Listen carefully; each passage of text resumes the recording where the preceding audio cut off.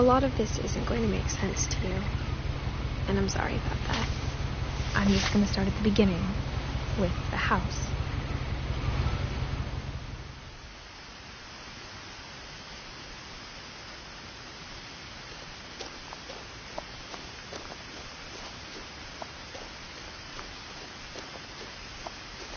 I lived here until I was 11, but I wasn't allowed inside half the rooms.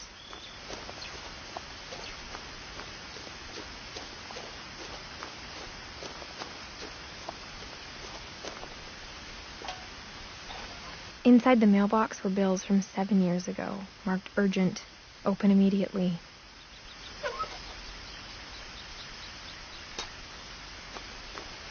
I hadn't been back since my brother Lewis's funeral.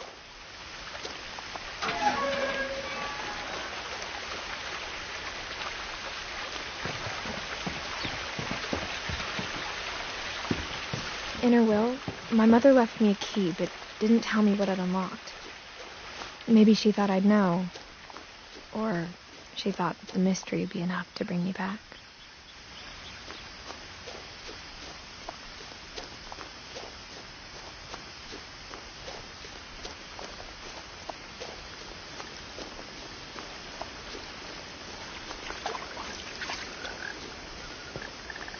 The truth is, even after I inherited the house, I never thought I'd come back to it. But now I had questions about my family that only the house knew the answers to. The woods around the house have always been uncomfortably silent, as if they're about to say something but never do.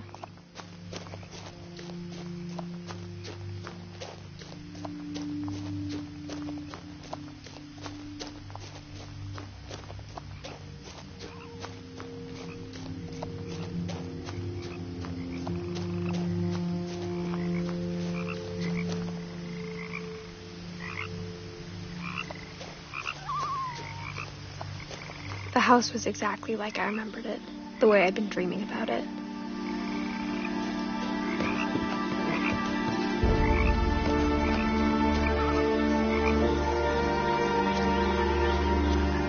As a child, the house made me uncomfortable in a way I couldn't put into words.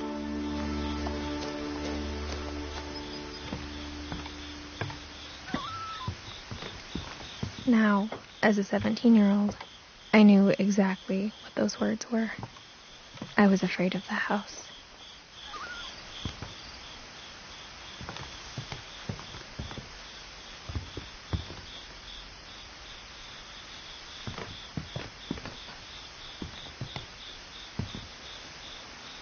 I hoped the key might unlock the front door. It didn't.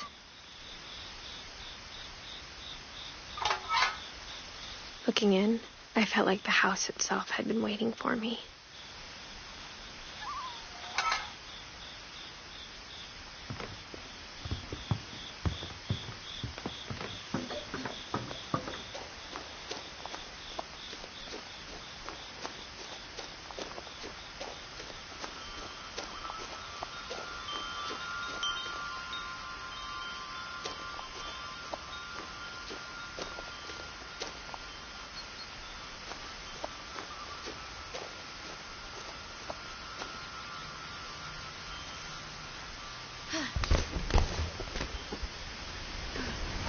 Crawling through the doggy door used to be a lot easier when I was 11.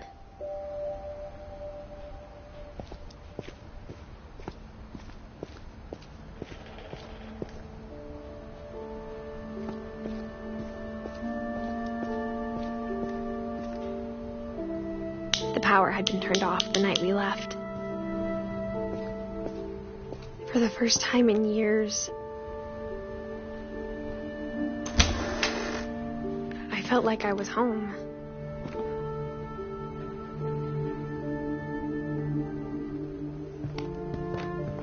But instead of a family, there were just memories of one.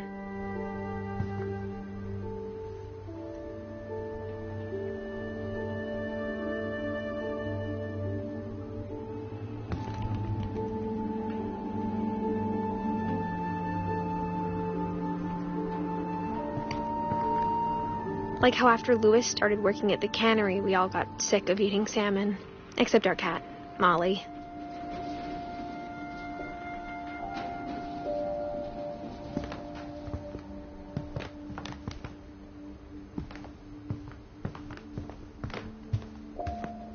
The table was still a wreck from the night we left.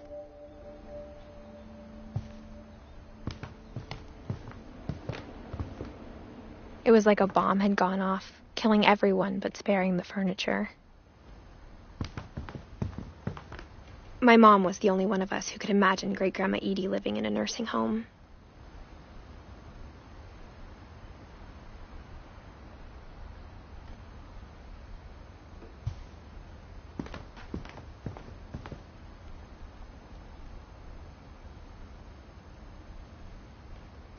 Nothing in the house looked abnormal. There was just too much of it, like a smile with too many teeth. Even the fireplace had a story. Edie told me the bricks came from the original house, after it sank.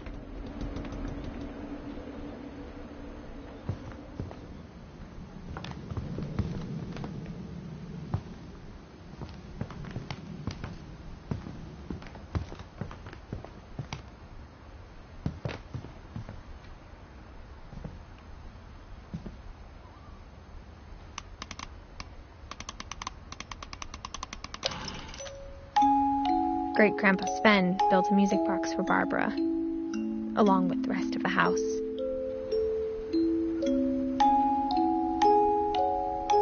Mom always told me to stay out of the basement, so I wasn't too surprised when the key didn't fit.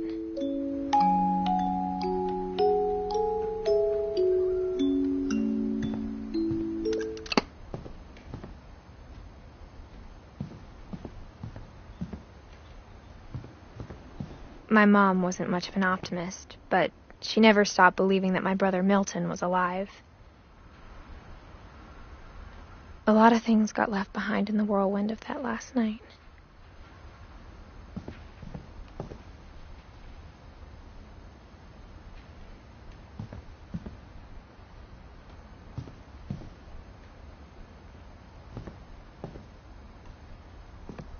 After Milton disappeared, Mom sealed up all the bedrooms. Then Edie retaliated and drilled peepholes.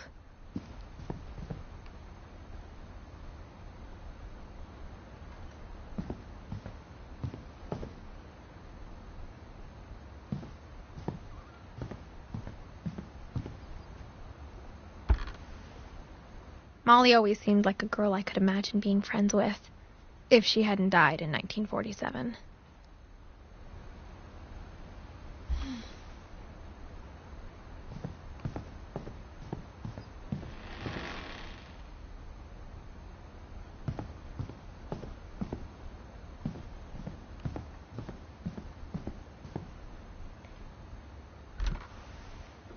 The last time I was in Edith Sr.'s room, I was 10 and she was painting my portrait.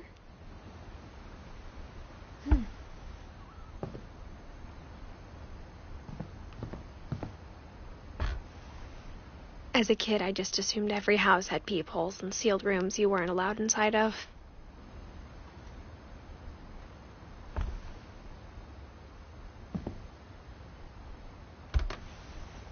My Grandpa Sam spent 7 years sharing a room with his dead brother, Calvin.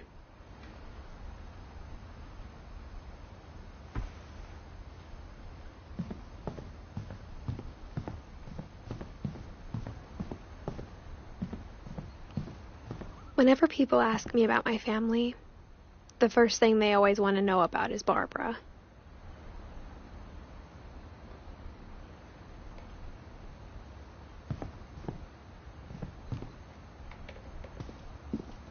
Mom must have locked the third floor stairs on the night we left.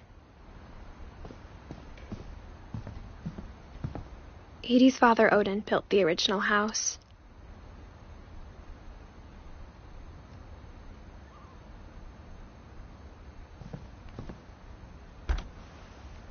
Barbara was a child star for 2 years, until America grew out of it.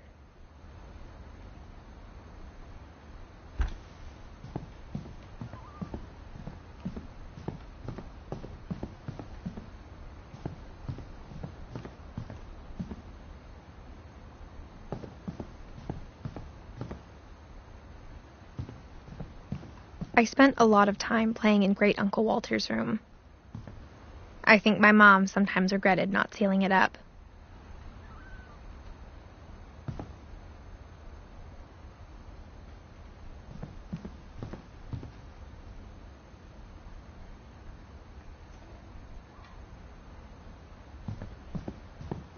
Louis told me there were secret passages, but I never believed him.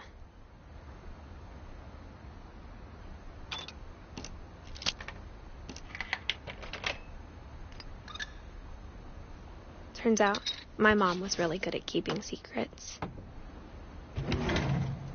Now it was time to find out what my mom had been afraid of.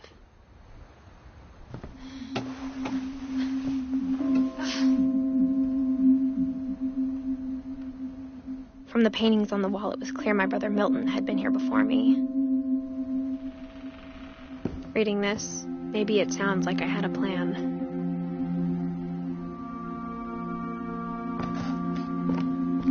But I had no idea what was behind that door.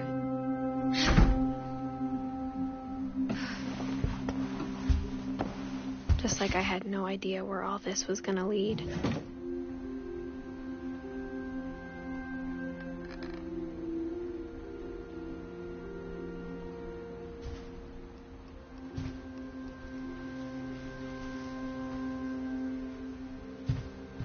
I grew up looking at Molly's room through the peephole. Molly's gerbil had a tiny bedroom with its own even tinier gerbil cage. Being inside for the first time, I felt like I'd stepped behind a painting.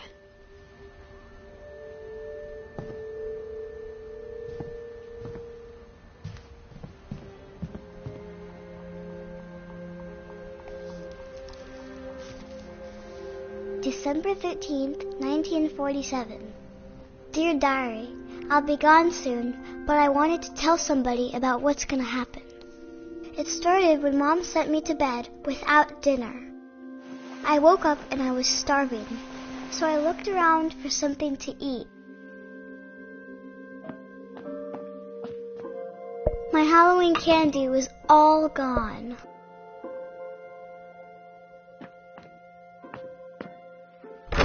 Mom, can I come out now? Sweetheart, it's late. Go to sleep. The gerbil food was dry, but I didn't mind it.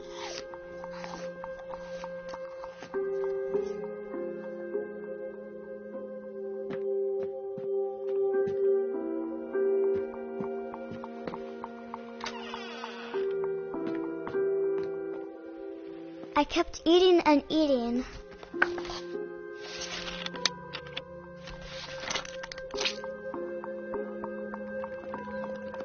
Then I heard chirping outside my window. I ate a lot of things that night.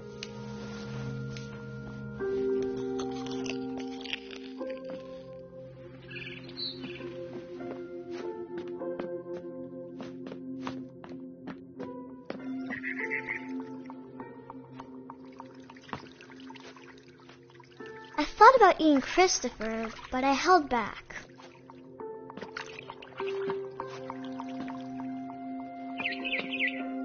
It was a barn swallow going back to her nest. I reached out for her.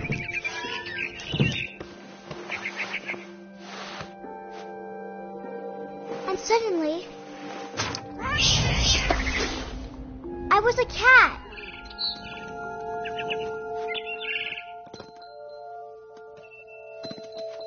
I tried to be quiet, but the bird was really scared.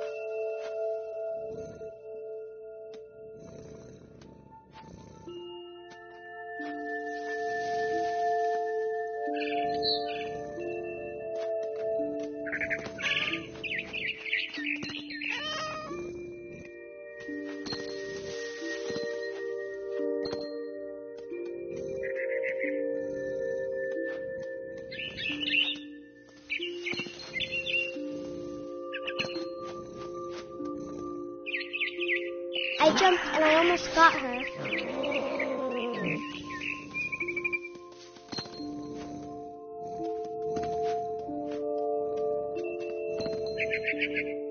I could tell she was getting really tired. Now I was up in the big tree. I promised Dad I wouldn't climb it anymore.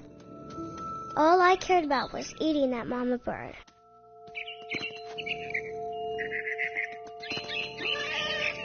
I gobbled her up. And suddenly, I was an owl. First, all I heard was the wind. Then I heard little teeth nibbling in the grass.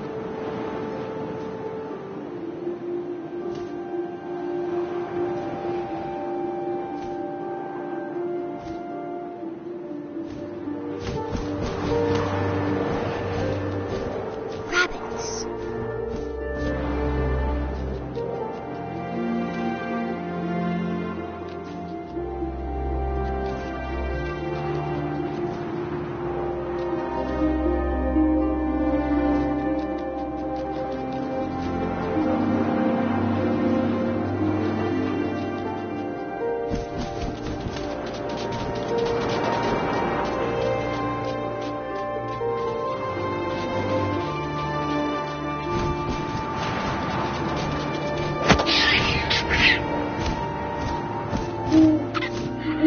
His face looking up and seeing mine through my talons. I swallowed him up, and I didn't chew one bit. Then I flew off to find something bigger.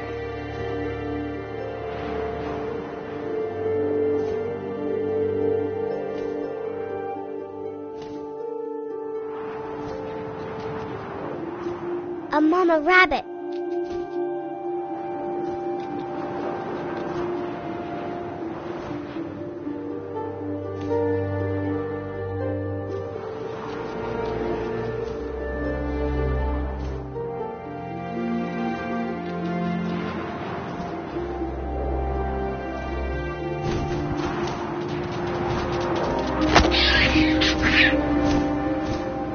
She was almost too big to carry.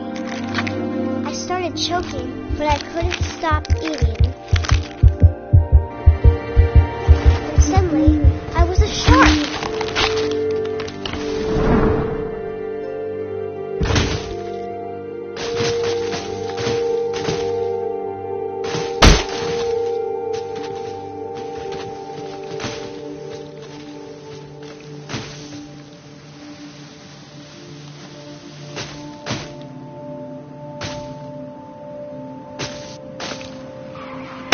I rolled off a cliff and into the ocean.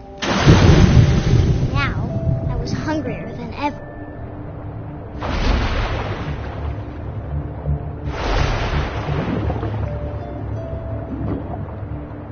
I wanted fat, juicy seals.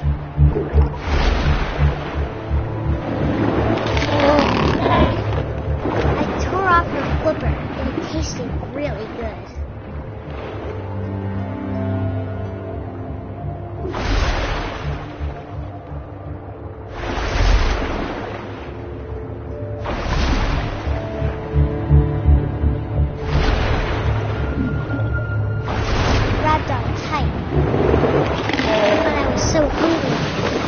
Out of the water. When I opened my eyes, everything had changed.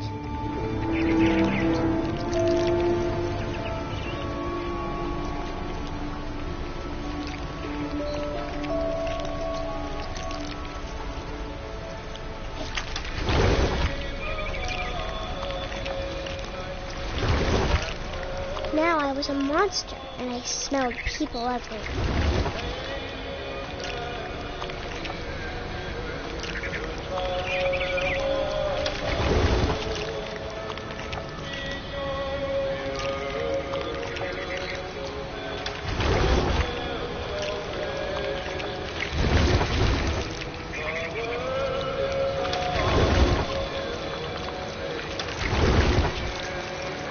I was big, but I moved real quiet.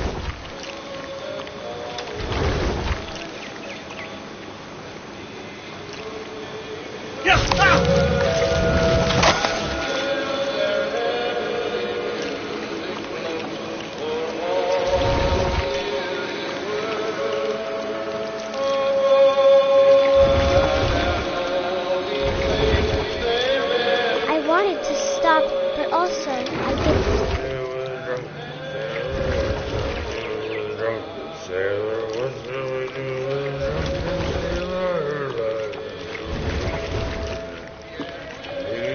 belly with a rusty razor, shave his belly with a rusty razor, shave his belly with a rusty razor.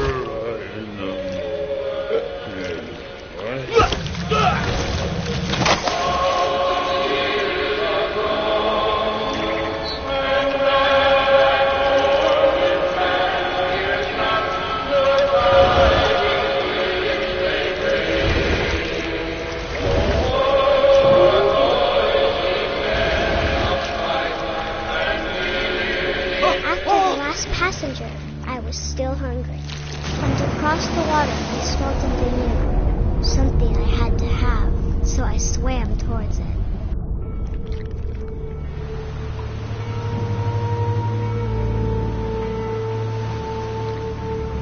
I slithered onto the sand, and the good smell went into an old pipe.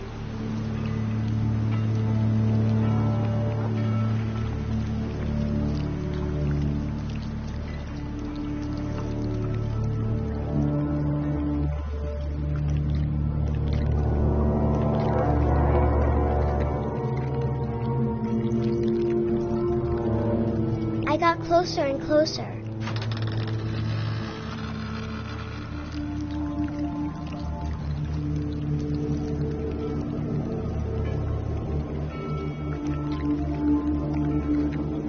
All my stomach started growling. And suddenly, I was me again. I held my breath for a long time, but I couldn't hear anything. I think it's waiting for me to fall asleep. But it's not going to wait much longer. It needs to be, and we both know I will be delicious.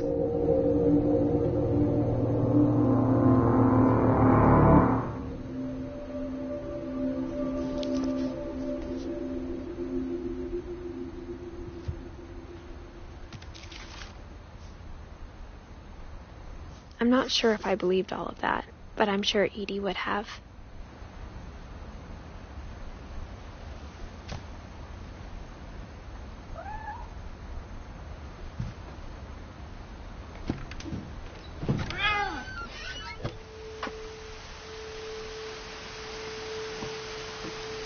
This will be obvious later, but my mom never told me any of these stories. Edie would have, but Mom didn't like bringing up the past. Though, when we adopted a stray kitten, she was the one who named it Molly.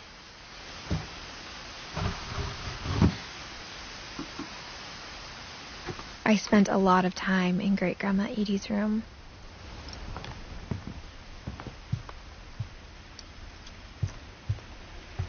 Edie gave a big interview about a mole man living under the Finch house. My mom was furious.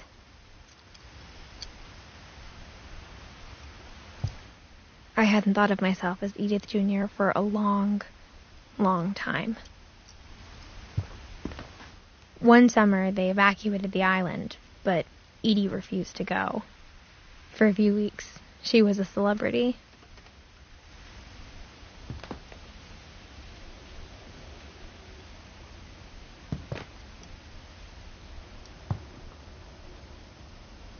When Edie told people Sven was killed by a dragon, she could also have said he was building a dragon-shaped slide that collapsed. She could have, but she didn't.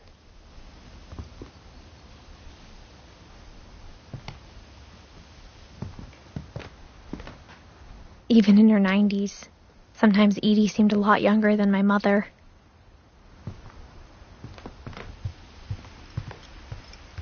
Louis died a week before we left, but Edie had already started to memorialize him.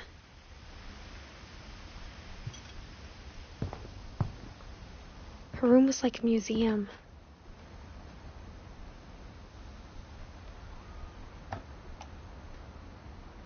For 500 years, the Finches have been famous throughout Norway for their fortune and misfortune. Odin Finch buries the latest victims of the family curse, his wife Ingeborg and their newborn son, Johan. On January 7th, 1937, he set sail with his family and his house, hoping to leave the curse behind. But 40-foot waves off the coast of Washington send the house and Odin to the bottom of the sea. Odin's daughter Edith, with husband Sven and baby Molly, step ashore on their new home, Orcas Island. Odin Finch is the first to be buried in the new family cemetery.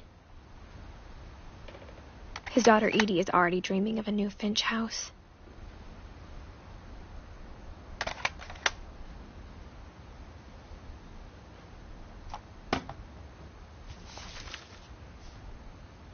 Whatever's wrong with this family, it goes back a long ways.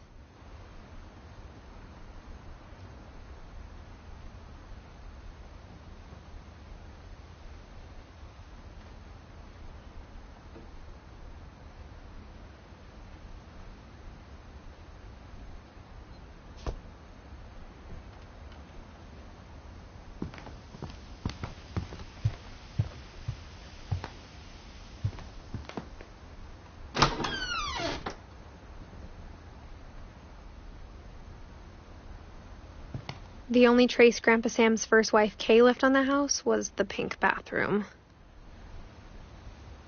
It was a pretty big trace.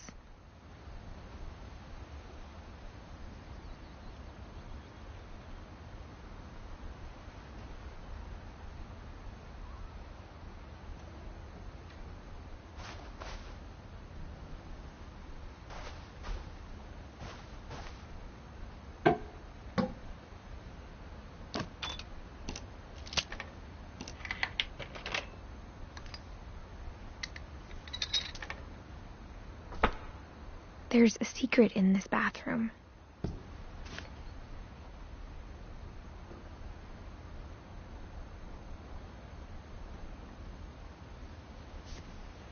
It's in the last place you would look. It isn't in the cupboard. It's hidden in this book.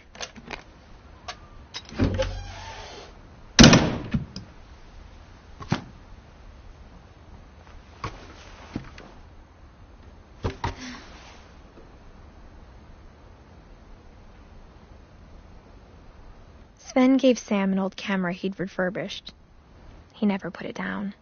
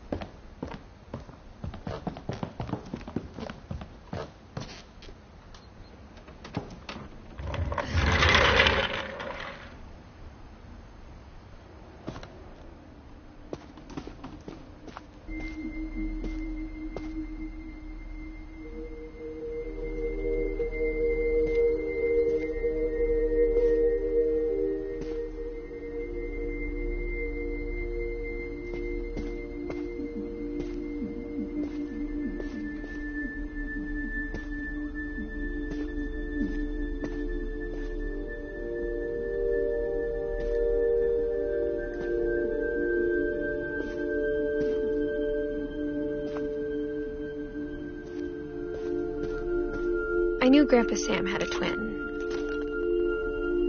and that he never talked about him.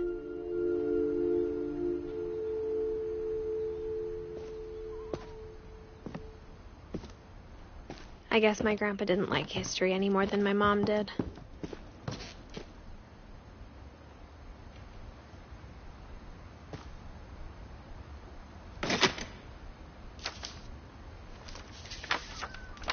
How I Want to Remember My Brother by Sam Finch. The thing I remember is that when he made up his mind, that was it.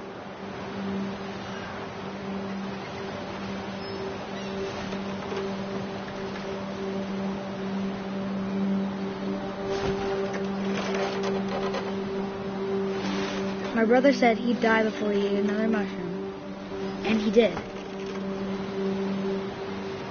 At Barbara's funeral, we swore we'd never be afraid again, and he wasn't.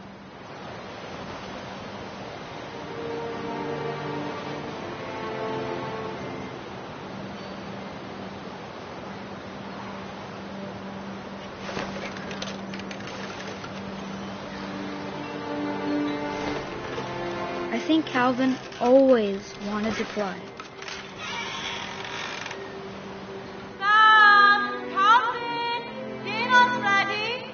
Coming!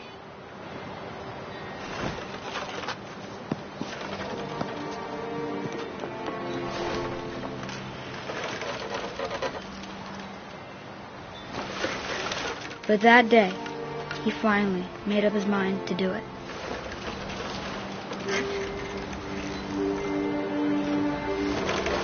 I told him going around was impossible. Maybe if I hadn't said that, Calvin! I'm not gonna tell you again! maybe if the wind hadn't picked up, then maybe he'd still be here. But I doubt it. I think he'd already made up his mind. That's what I want to remember about my brother.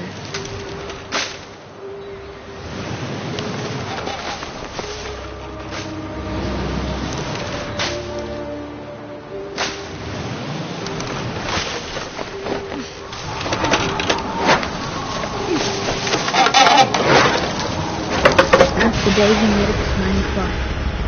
And he did.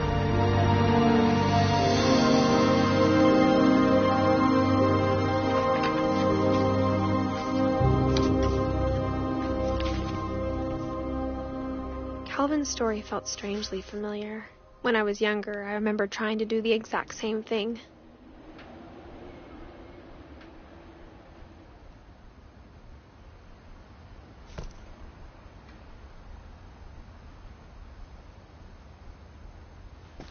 After the funeral, Edie roped off Calvin's half of the room.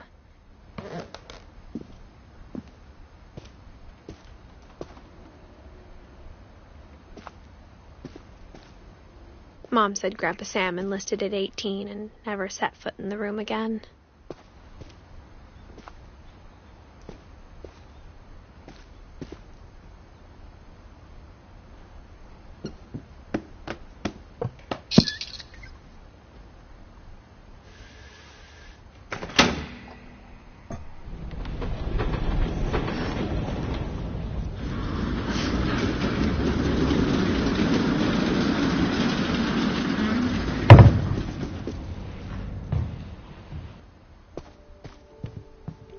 The passages were a pretty tight fit.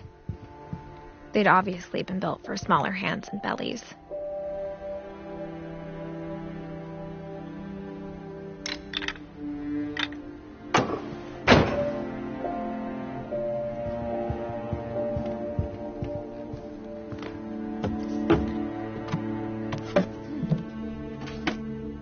Growing up, I always thought of Barbara as a child star.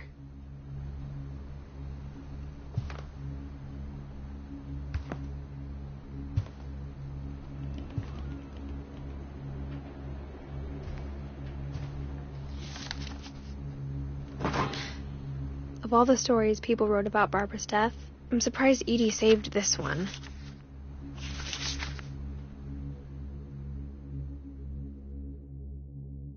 Old Jack here with another ghastly tale inspired by America's most unfortunate family.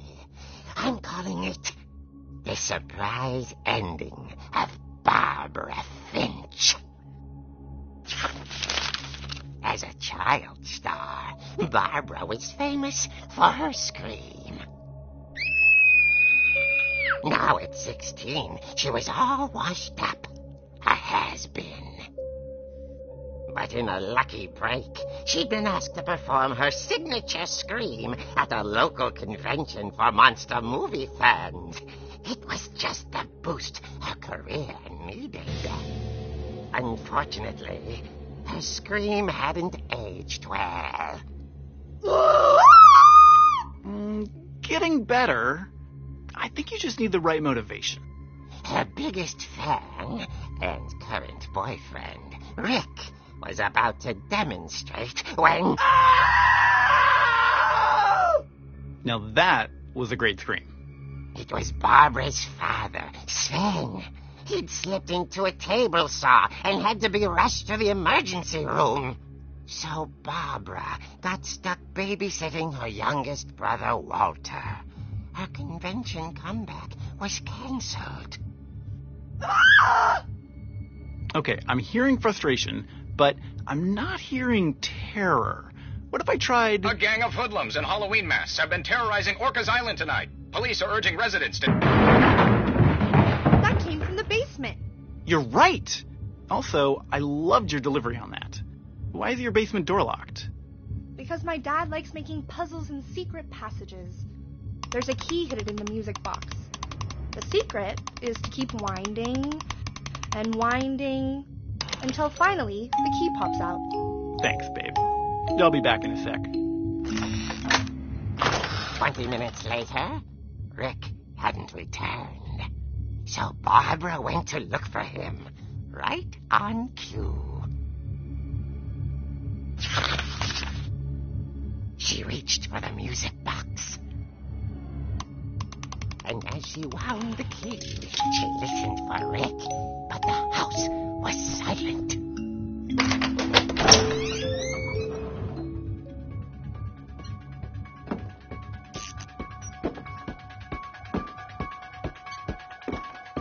She found Rick's crutch and imagined the worst.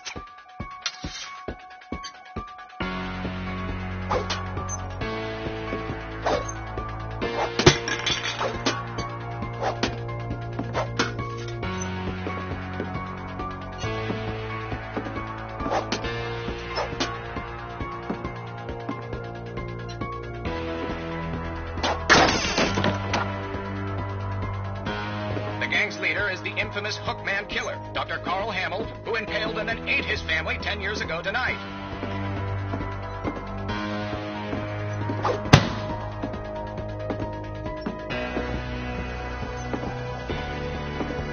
Oh, Finch rattled and grew still.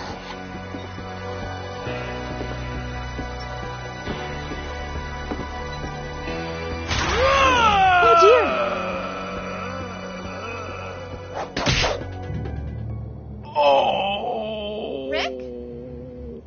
Barb, relax. I was just trying to scare you to help you find your scream. Well, I'm not scared, Rick. I'm furious. Then act furious. All I'm getting from you now is that you're hurt and confused and She threw him out, but she kept a little something to remember him by. Barb, have you seen my other crutch? And she was still holding it when she fell asleep watching the late picture show. Hours later... Barbara! Walter, what's going on up there? Ah! Okay, I'm coming up, but if this is a trick, you're dead, Walter.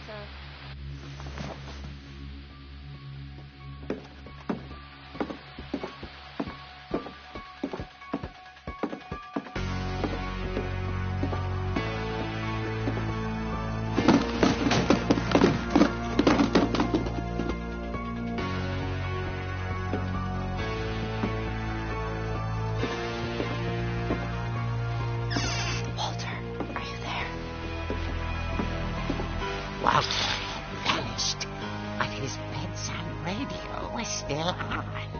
Orcas Island police describe the man as 6 feet tall, with a steel hook for a hand. Residents are urged to lock all doors and windows and notify the police of any suspicious activity. Barbara turned, saw the hook man, and was speechless. He was quite smashing.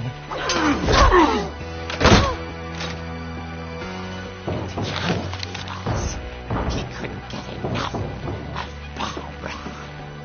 Okay, Barbara, there's got to be another way out of here. That night, she played her part beautifully.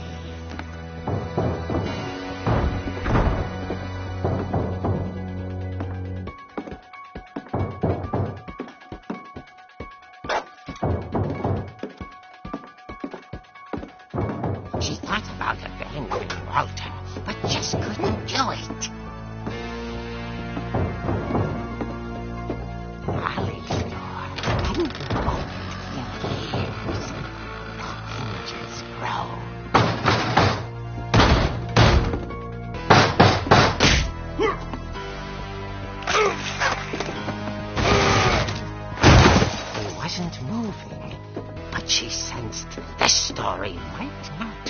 over yet.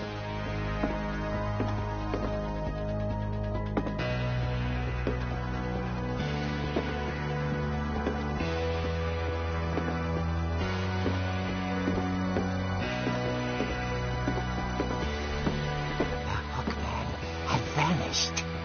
She listened for his breathing, but all she heard was...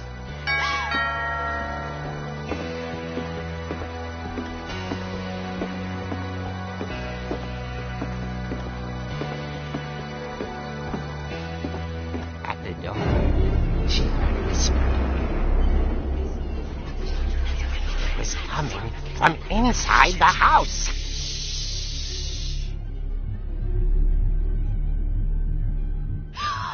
Oh dear.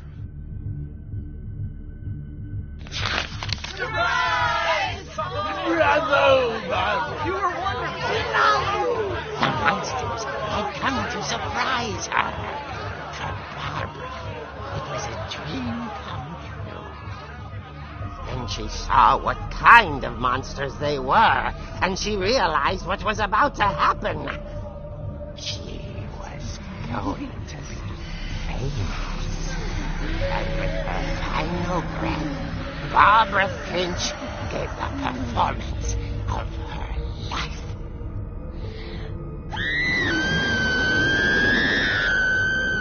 I wasn't there myself, but I hear Barbara was magnificent. Poor girl. She had a taste for stardom.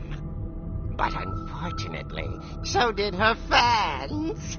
Of course, the police blamed it all on poor Rick, who disappeared the same night. And little Walter, hiding under his bed the whole time. He took it all pretty hard, but that's another story.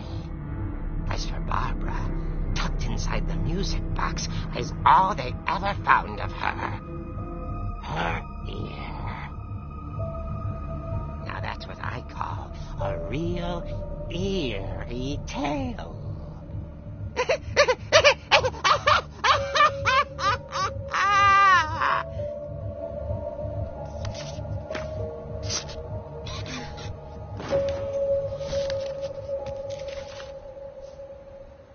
Edie told me all Barbara wanted was to be remembered, as absurd as that comic was. Maybe what Edie saw was a happy ending.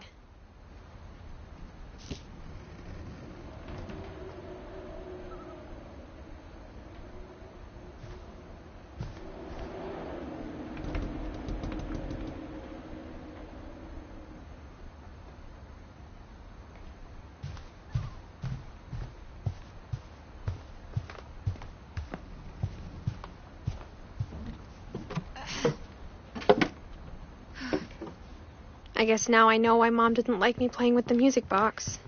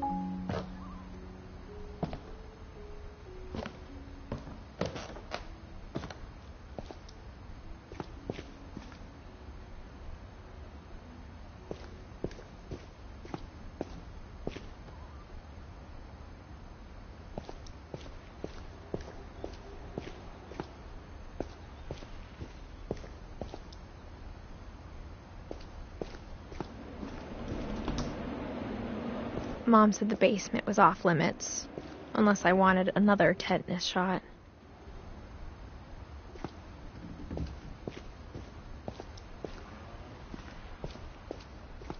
I saw Edie sneak down to the basement once, carrying packages.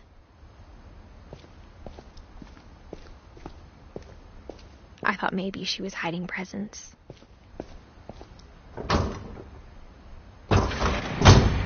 It turned out she was hiding a lot more than that.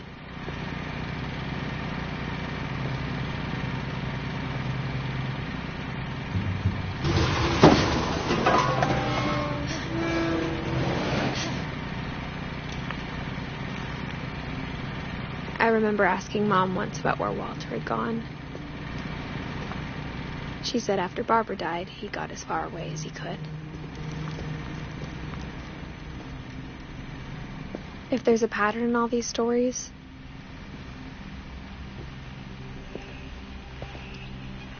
I think it's that none of us has gotten very far.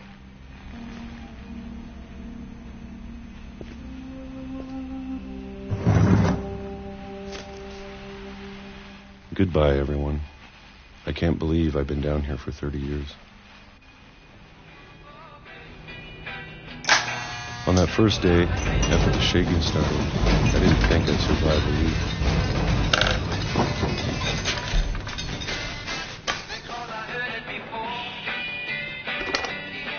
But after a few days, I settled into a routine. That's what kept me sane. Having a schedule, living for today. I always expected to be dead tomorrow. But if you wait long enough, you get used to anything.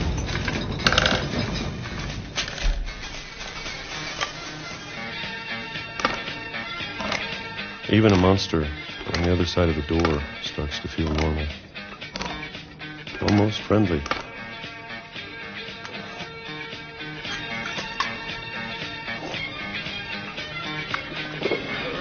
And then one day, everything just stopped. Whatever that thing was, it was gone. Maybe it got tired of waiting. Or maybe I just got tired of being afraid.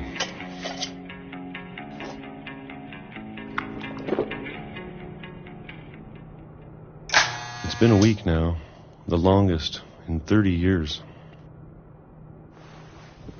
I'm done waiting. I have to leave while I still can.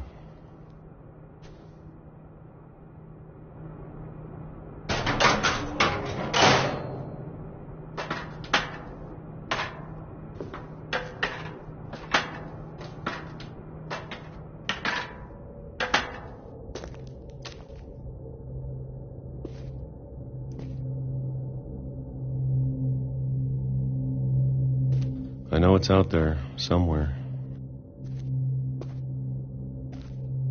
Whatever killed Barbara and Molly and Calvin.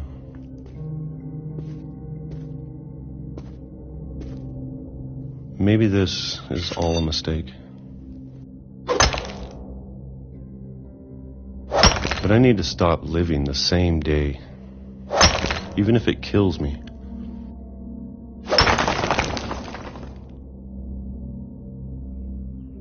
Whatever's out there, I want you to know I'm ready for it.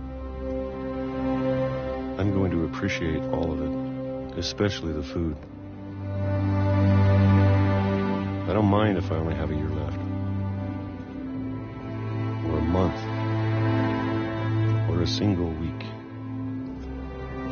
I'd be happy with one and only thing. I can already imagine the sun on my face.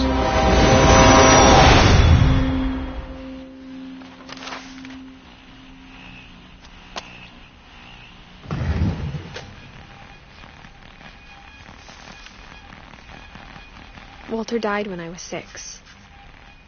I can't believe my mom never told me he was down here.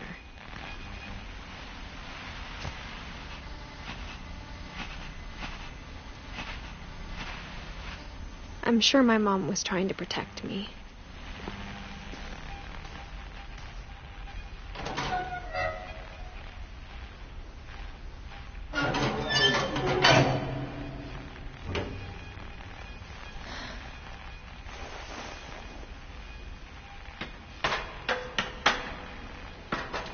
Maybe she was afraid I'd end up like Walter. But if she never told me about an uncle under the house, I can only imagine what else she was hiding.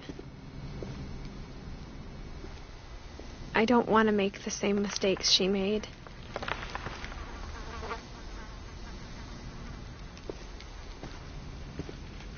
Trying to bury something that's still alive.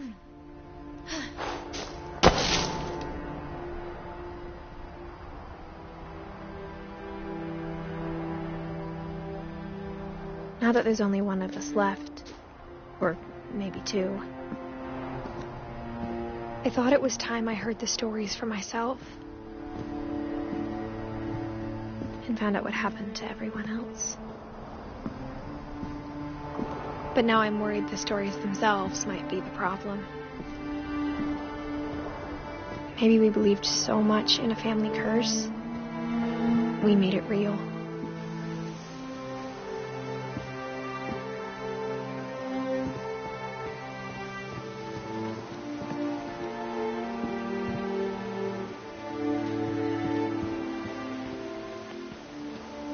I don't know if I should even be writing this.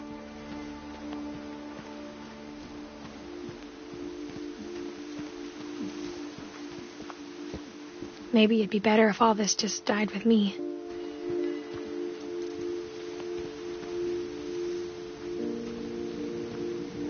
But I thought you should know about your family.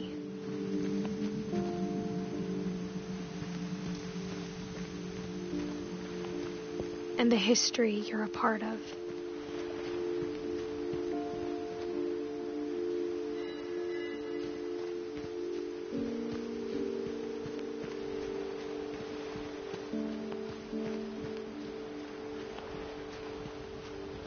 Though to be honest, I feel as lost as you probably do right now. I think the people in these stories believed them, for what that's worth.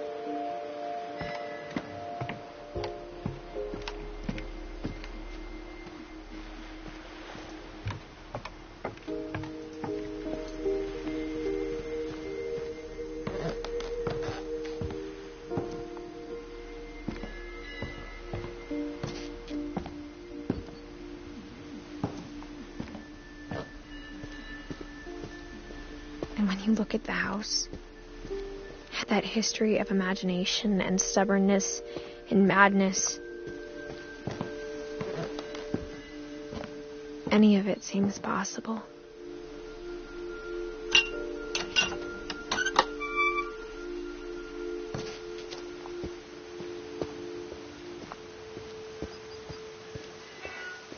I think we've been surrounded by death for so long, we've just gotten used to it. What kind of family finishes building a cemetery before starting the house?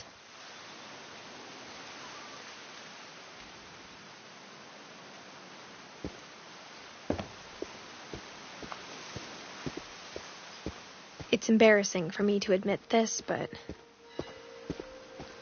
the pet cemetery made me more uncomfortable than the human one. 3 of the gerbils are mine, and too had been my fault. Sven built the house, but it was Edith who designed the cemetery.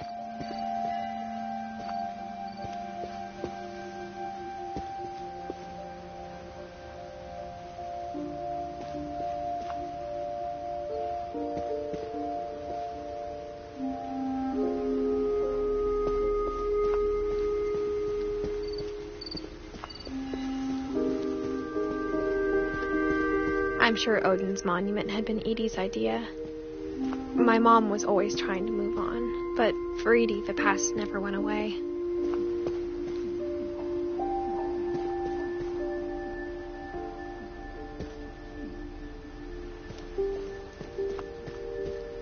She could see it poking out of the water at low tide. Edie's side was always easier for me to understand. But the older I get, the more I can see where my mom was coming from. Her dad had been pretty strict, but it wasn't enough to save her brothers. She was just trying to do better. She lost 2 of her brothers, just like I did. I get why she tried so hard to protect us.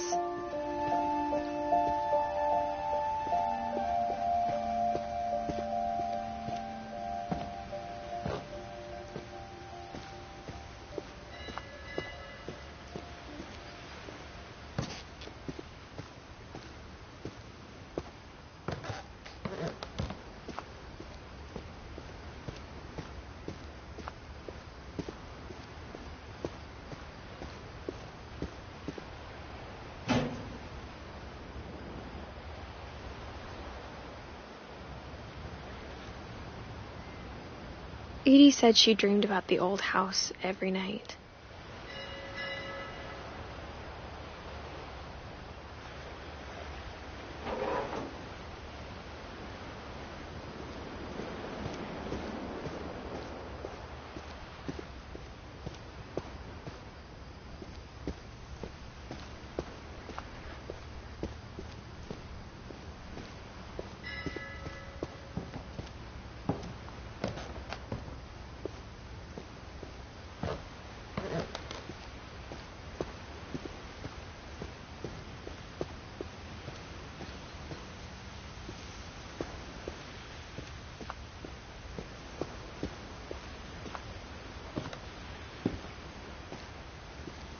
We never found Milton's body, so my mom insisted we were putting up a monument, not a tombstone.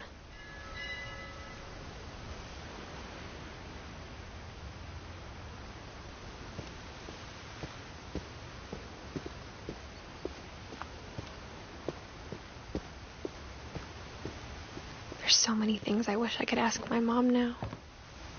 Part of me thinks this is what she wanted all along, for me to come back someday and find everything out for myself.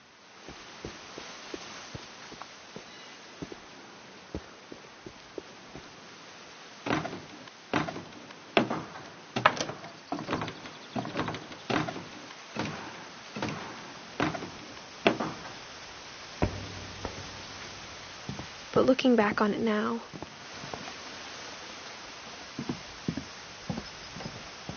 if she told me there was going to be so much climbing, I never would have come when I was 22 weeks pregnant.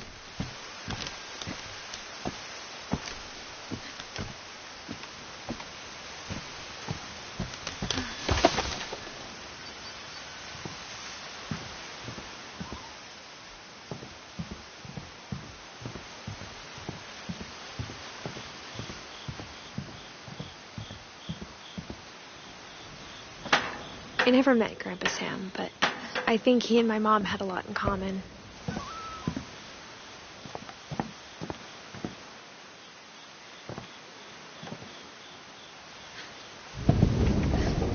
They were both pretty intense.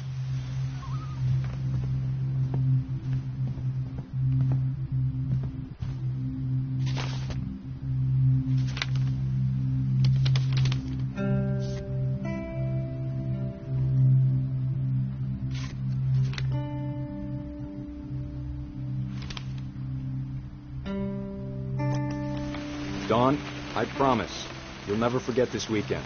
Yes, sir. These memories are going to last a lifetime. Hmm? Perfect. It's gonna rain the whole weekend, isn't it? I will never forget this weekend, Dad. That's the spirit. Okay, got it. I'm gonna take some pictures, okay? Just be careful. That camera's older than you are.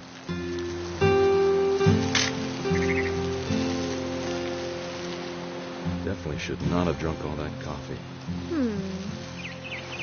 You're right, Dad. Hey! That's a keeper. I'm just saying, I'm not always going to be here, Don. You'll need to remember this stuff if you want to survive. I'll be fine, Dad. You know who else thought he was going to be fine? Some guy who died. Don, I'm being serious. I know, Dad. You're always serious. Doesn't being out here make you want to chill out? Well, to tell you the truth, I haven't been out here in 20 years. Don, don't you think you could find something more interesting to photograph? Last time I was with my brother Calvin. Man, that was a great trip. Your grandpa Sven taught us how to fish, how to build a fire. We found an old logging trail. There were deer everywhere. I bet if I could remember where that trail was, we'd spot a buck for you in no time. Give me a minute to check the map.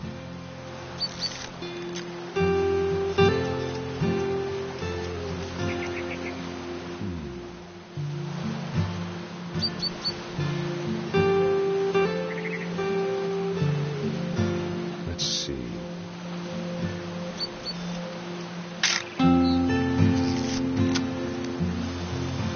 Maybe.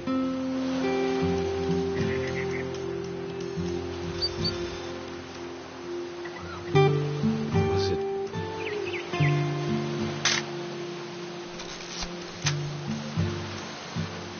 Dad!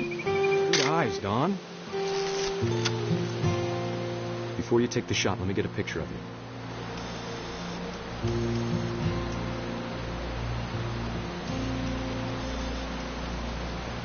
Dad, I... Just breathe. Turn off your imagination. Focus on your target. Let me get behind you. Do I have to do this? Don, you don't have to do anything. But if you want to survive, you'll need to be strong.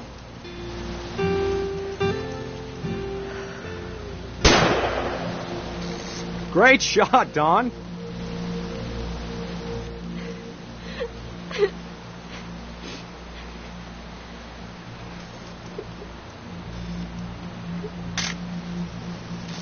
I'm proud of you, Don. Always remember that, okay? Dad, it's twitching. I think That's it's totally normal, Don. Just focus on the camera. Try not to think about... Dad!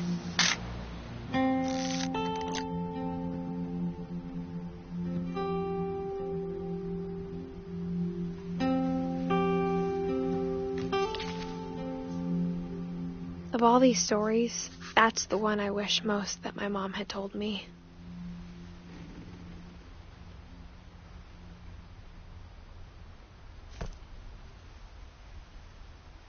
Sam spent his life shooting photos, but Mom said he got nervous being in front of the camera.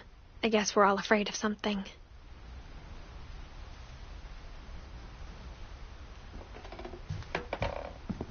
Instead of hiding from death, Sam seemed to go out of his way to meet it.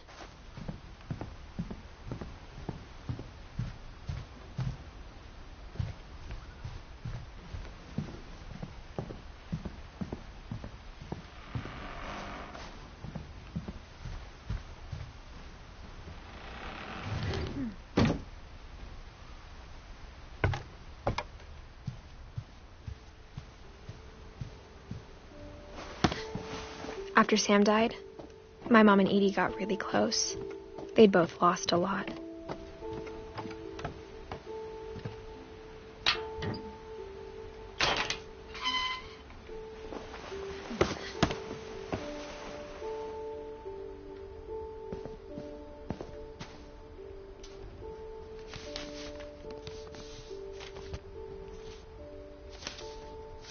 Dear Kay, do you remember the way Gregory used to laugh when he thought he was alone?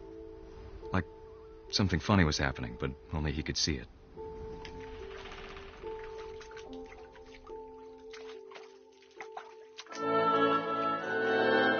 I think he saw things the rest of us don't.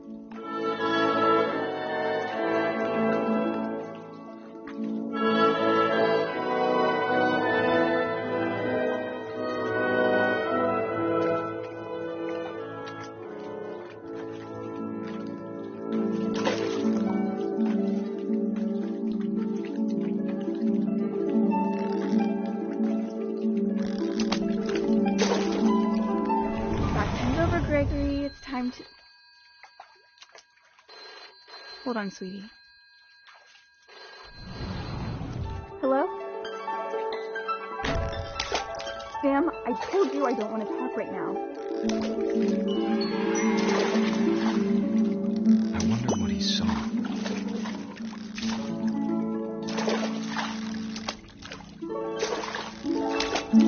What his world was like.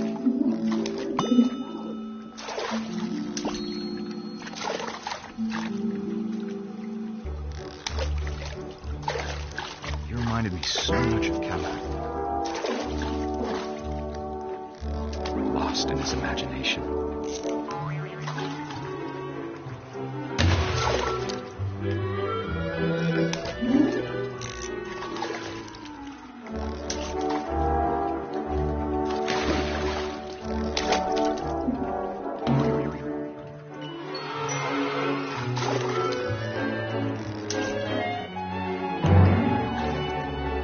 Silly it sounds.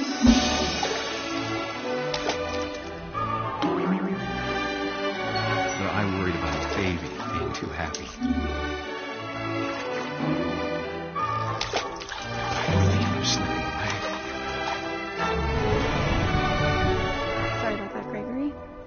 I know you did everything you could. Maybe if I hadn't called that night.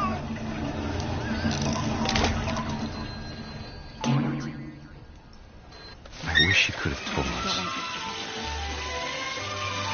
about the world he saw.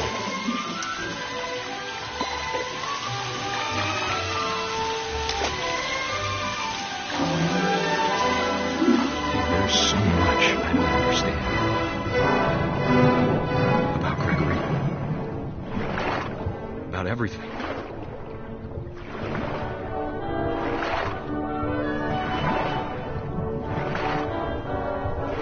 What happened wasn't our fault.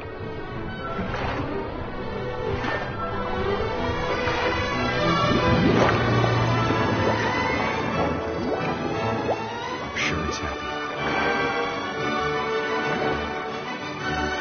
And he'd want you to be happy too. Good luck, Kay. Love, Sam.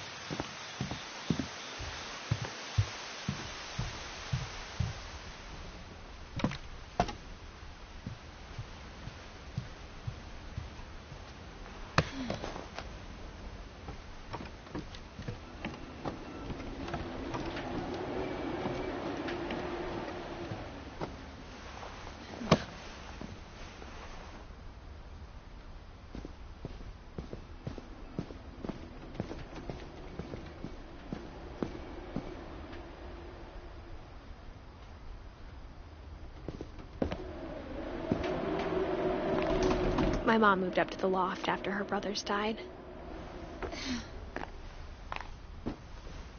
At the time, it was as far away as she could get.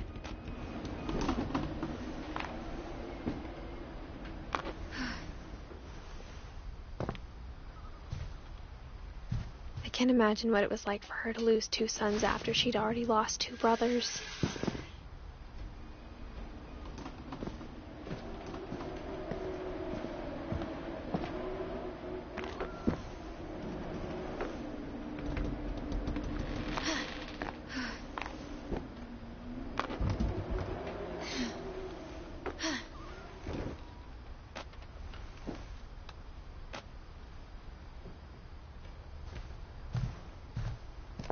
She spent a summer building houses in Calcutta, where she met my dad, Sanjay.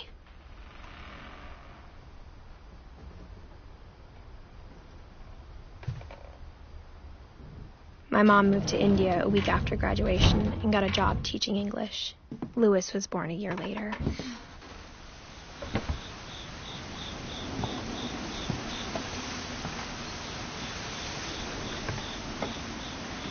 When my dad died, I don't think Mom knew where else to go.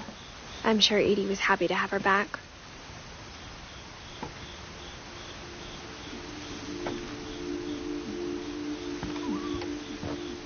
The house had to get a little bigger, but Edie was used to that.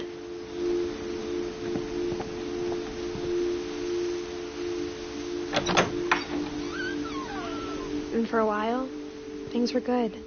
Almost normal.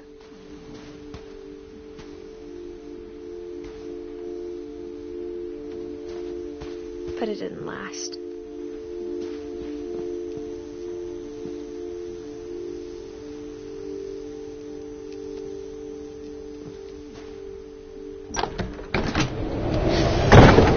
The beginning of the end was Milton's 10th birthday, when Edie gave him a castle.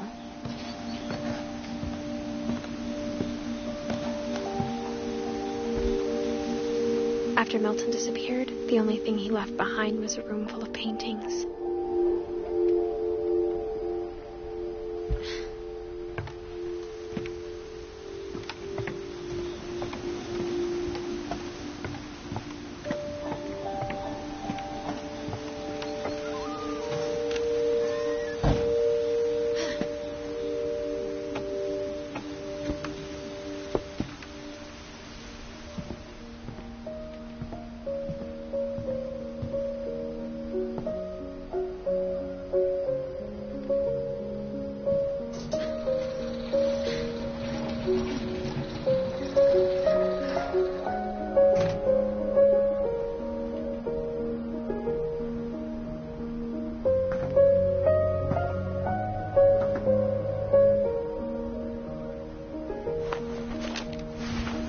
Milton Finch in The Magic Paintbrush.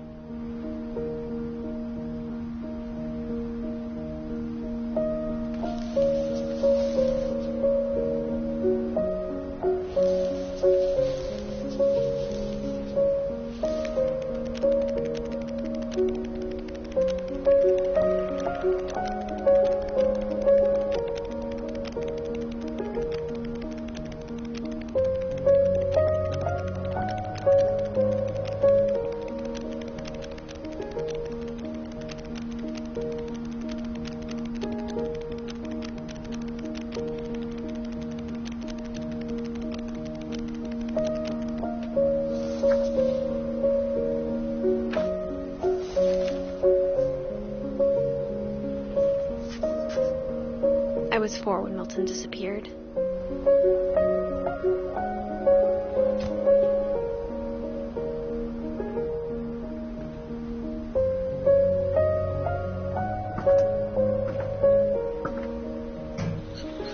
Mom spent months searching for my brother. Then she sealed the doors.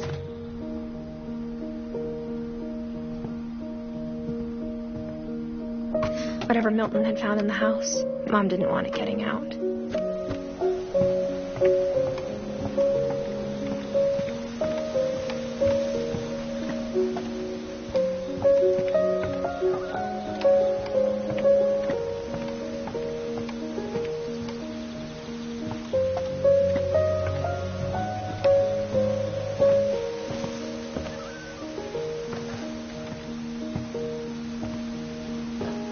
Mom definitely blamed Edie, but I think Louis blamed himself.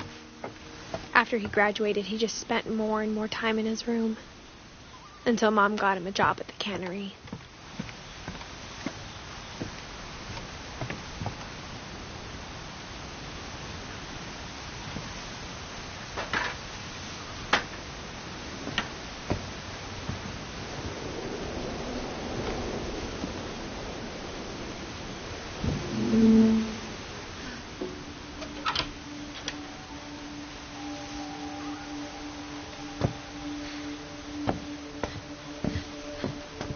Louis's room smelled very, very familiar. That part of him lived on.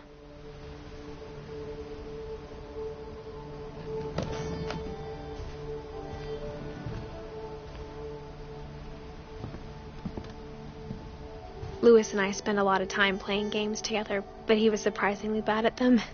He died a lot.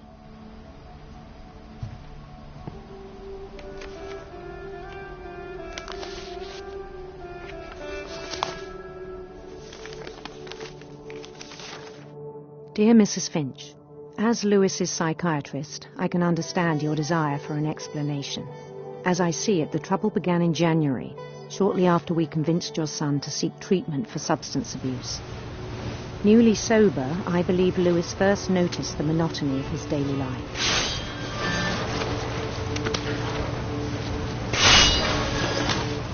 He kept working at the cannery, but he withdrew part of himself. In our sessions, I saw the same behavior. His mind began to wander.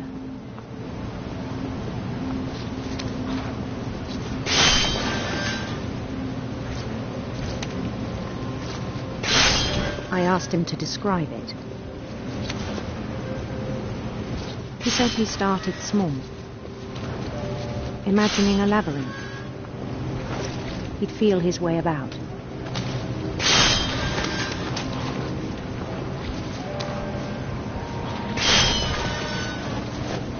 Then something moved.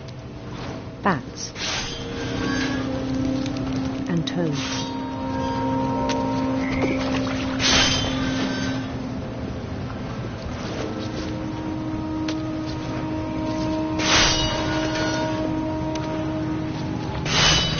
And things that have not names.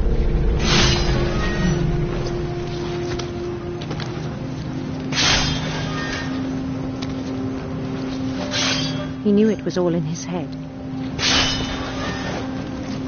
but he took it very seriously. I had hoped he'd find himself.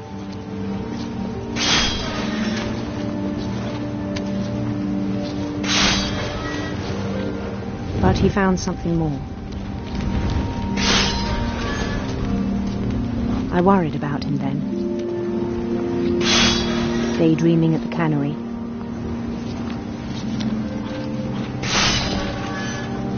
I spoke with his boss.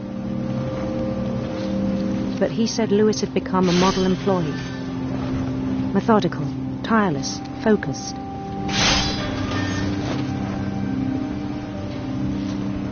Like a whole new Louis. So I let him go on.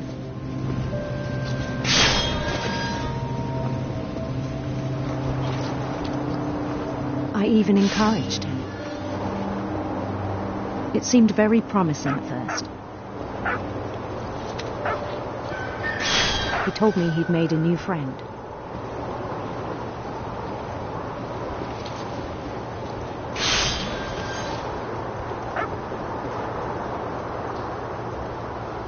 On the edge of a city he named Louis Hope. He built the city up slowly, brick by brick. Then he made musicians.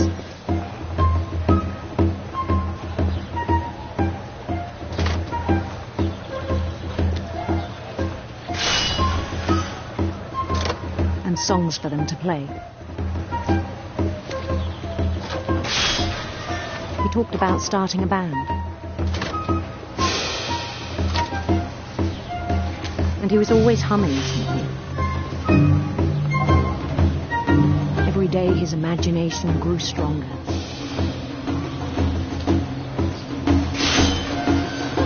He no longer spoke at the cannery, but his chopping was as reliable as ever. Then one day it struck him that all the cheering crowds, even the stones under his feet, were all in his imagination, so he could do whatever he wished.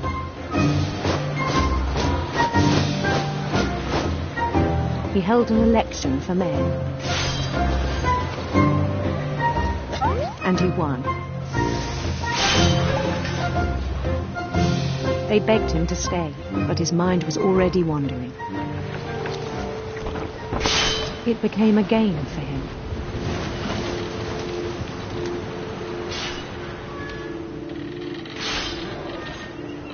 He'd conquer a city, then immediately push on.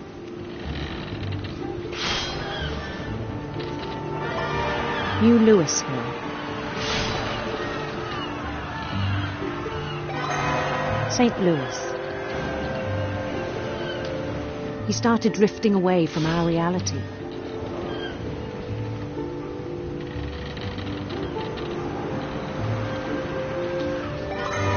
Minneapolis, until one day he forgot to go home from the cannery.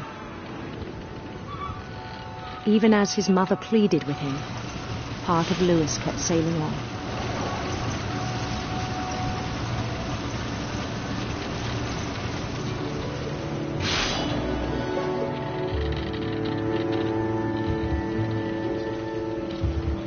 In Louisville, he heard rumors of a handsome queen.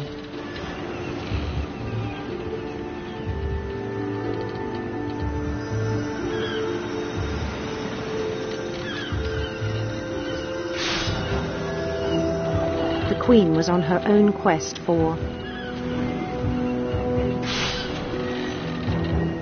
radiant rainbows.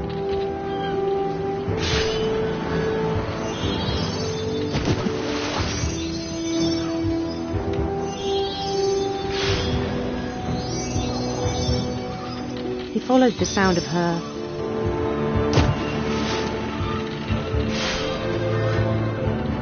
silver harp.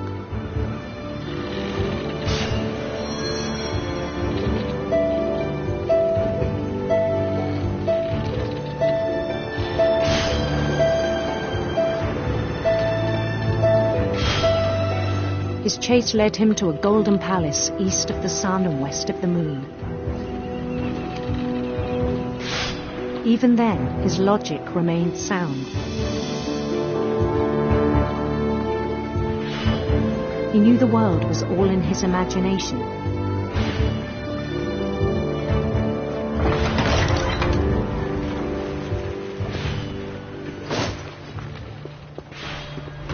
But he was so proud of having created it.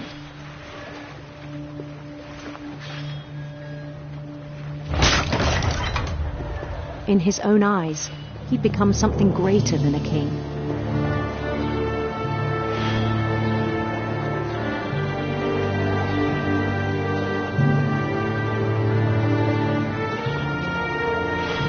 For someone who'd never known success in the real world, I think it was overwhelming.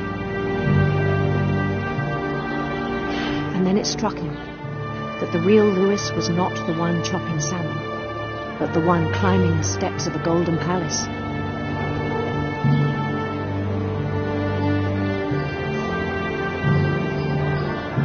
My imagination is as real as my body, he told me. It was hard to argue with him.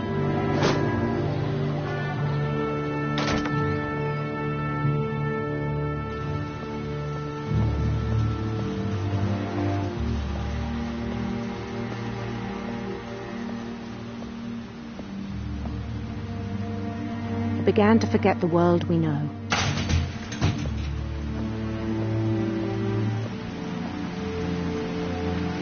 I think it pained him to remember Louis, the cannery worker.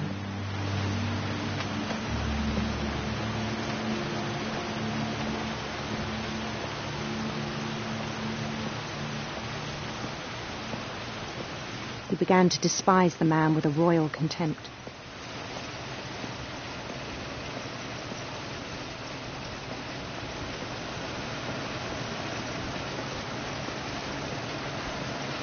I still thought I could save him. Even after he said he was being crowned king over all the lands of wonder. The palace would be packed with his companions.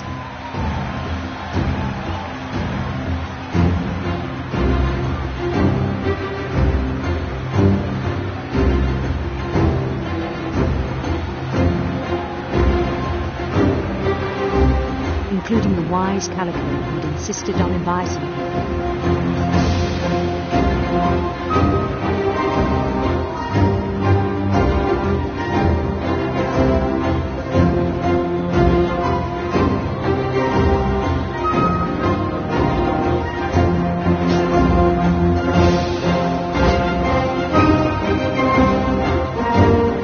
His queen waited, holding his crown.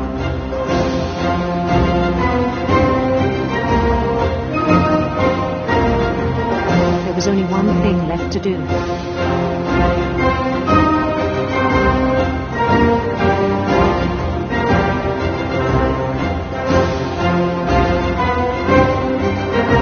Bend down his head.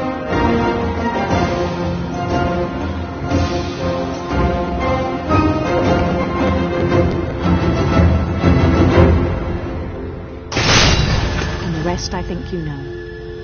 Mrs. Finch, your son was a kind man who will be missed by all of us who knew him.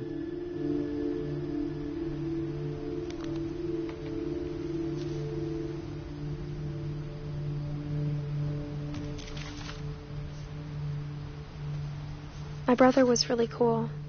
I wish you could have met him.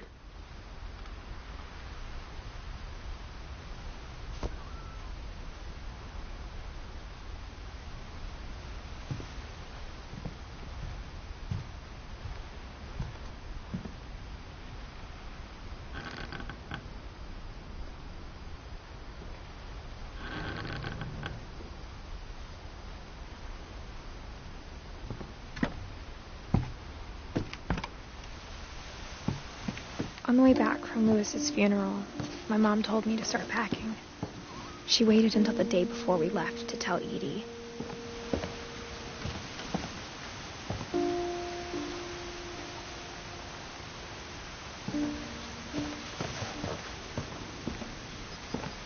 I'm not sure if she wanted to make it easier or harder.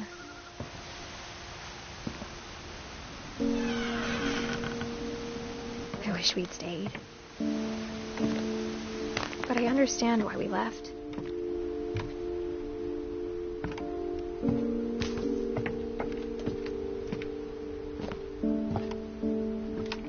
What happened that night had been coming for a long time. Maybe it should have come sooner.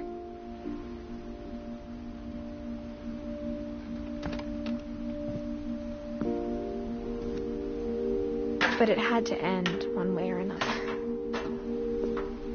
All that's left now is to tell you about that last night.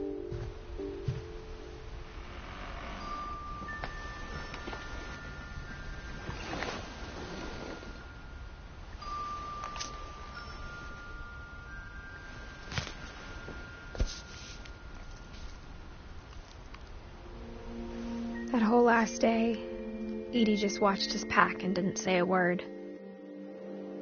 Until supper, when she raised her glass and said, "To our final night together, and all our final nights apart." Grandma, you know what I said about alcohol. Some of your medications are very Edith, specific. I left a present for you in the hallway. Why don't you go open it? The grown-ups have to argue now. I'm sorry, you're right. We're all leaving tomorrow. Let's just enjoy our last... I'm not leaving. Edith, you're excused.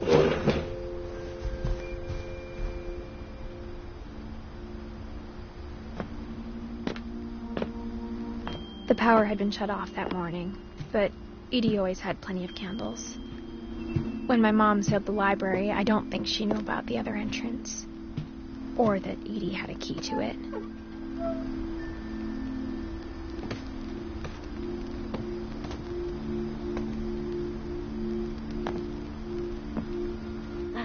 you're afraid of isn't going to end when you leave the house. Edith has a right to know these stories. My children are dead because of your stories. I think it's best if Edith and I leave tonight. We'll have the nursing home send a van for you in the morning. Okay?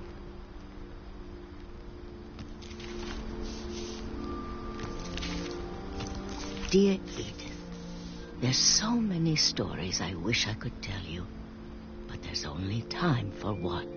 This is about what happened on the night you were born. That night, the tide went way, way out. It was the first and last time I ever saw the old house aground. There'd been an earthquake out in the middle of the ocean.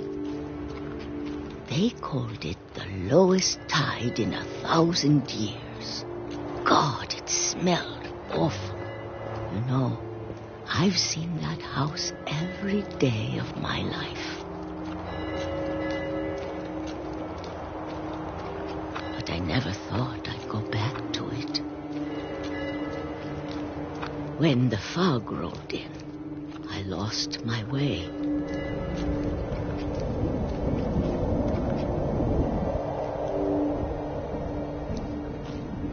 I got turned around.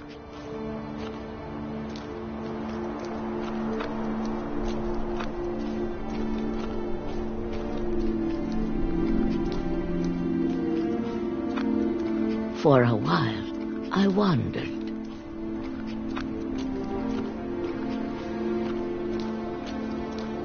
I started seeing things.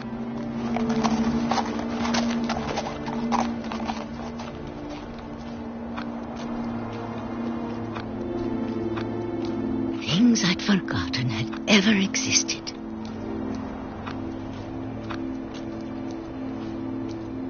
But when I saw them, they felt like old friends. That night, a lot of things came back to me. Or maybe I came back to them.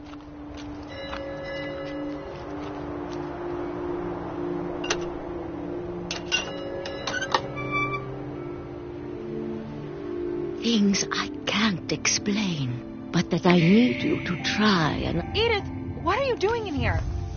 It's mine. Edith! Mom, you're gonna rip it. Let go! I kicked and screamed, but Mom dragged me to the car. I never saw Great Grandma Edie again. The next morning, the van came to pick her up, but she was already gone. After that, we moved around a lot.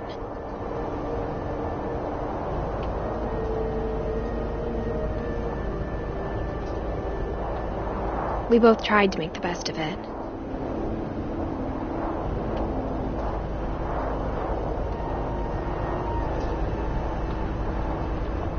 A few years went by.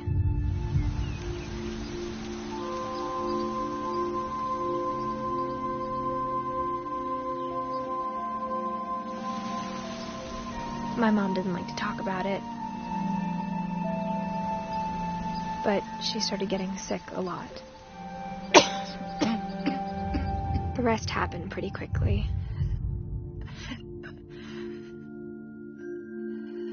She got better for a while, and then she didn't.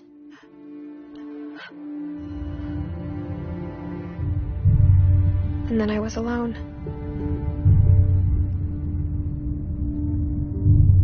The last Finch left alive.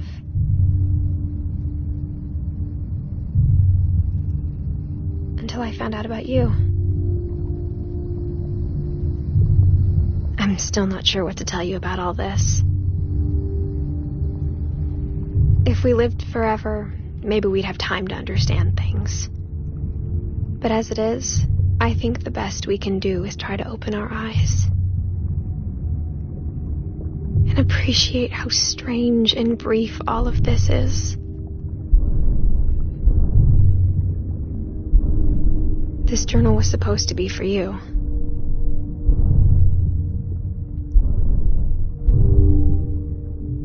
But now I hope you'll never see it.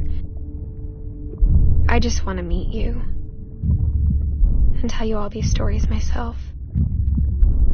But I guess if you're reading this now,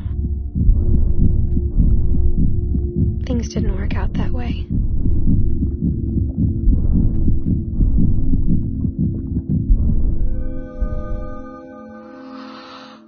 This is where your story begins. I'm sorry I won't be there to see it. It's a lot to ask, but I don't want you to be sad that I'm gone. I want you to be amazed that any of us ever had a chance to be here at all. Good luck.